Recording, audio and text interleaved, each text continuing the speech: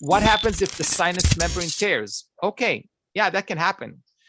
But you have to develop a certain mindset where if the membrane tears, there's a course of action.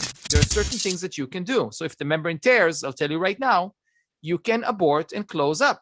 That's an option that you have. And usually the sinus membrane will reestablish itself like it was before within a few weeks, a couple of months. You can go back in again and place a sinus lift. So you don't have to attempt a risky repair if you're not ready. Later on, I'm teaching you how to repair torn membranes and perforations, but you can certainly abort them and probably should at the beginning.